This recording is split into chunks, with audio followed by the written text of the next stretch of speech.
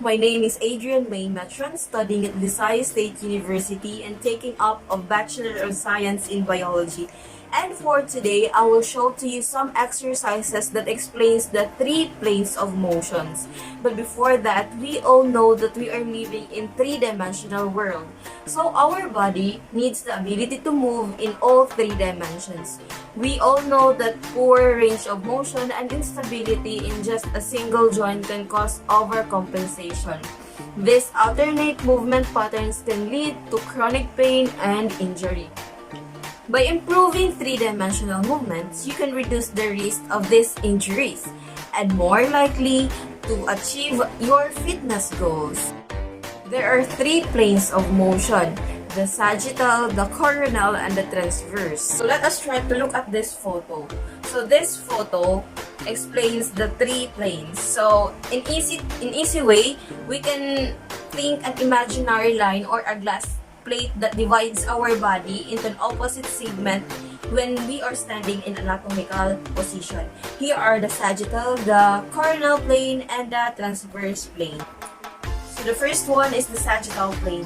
The sagittal plane cuts the body into left and right halves, and the movement of this sagittal plane is more likely forward and backward. Well, the second one is the transverse plane. The transverse plane, it cuts our body into top and bottom, while the last one is the coronal plane. The coronal plane cuts our body into front and back. Now that you have already know the three planes of motion, I will show to you some exercises that is still related in this topic, the three planes of motion. So before that, I will change my outfit first and I will be back. I'm back. So right now, I already changed my outfit and I will execute one exercise per plane. So let's proceed.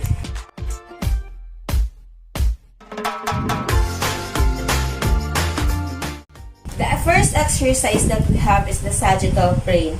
If an exercise primarily made up of extension and flexation of joint motion, so this is considered as sagittal plane. So the main example of sagittal plane is the bicep curl.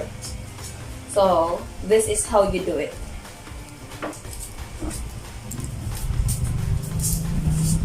Or you can alternate it by raising the other hand and then the other.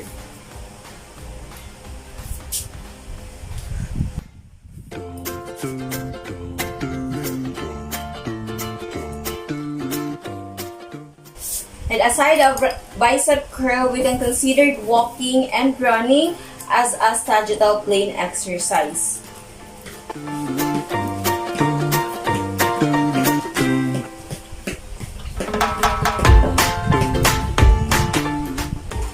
The next plane is the coronal plane. The clearest example of frontal plane or the coronal plane is the straight arm lateral raises.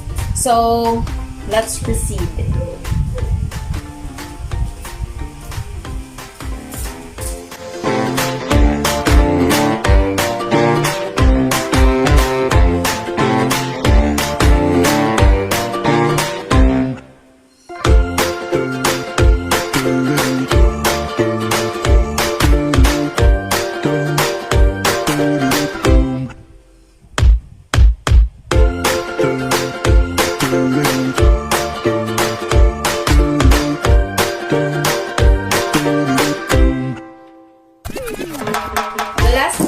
Transverse plane. So here an example of transverse plane exercise.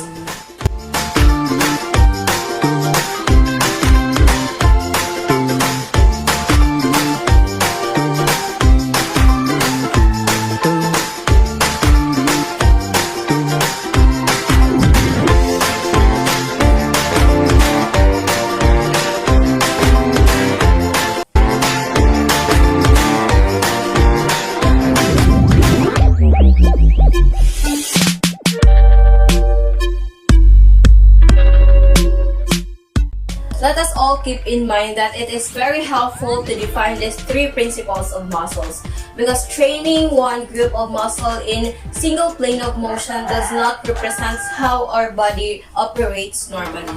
Getting stronger with that specific muscle will not provide strength when we are combining with untrained muscle. However, combined exercise which combined with different muscles with specific planes of motions will produce better results. And lastly, it is very important to take care of our body, especially our whole body plane of motions, because at the end of this will return us with favor by keeping us from injuries and sprains. So that's all. Thank you for watching and God bless you always.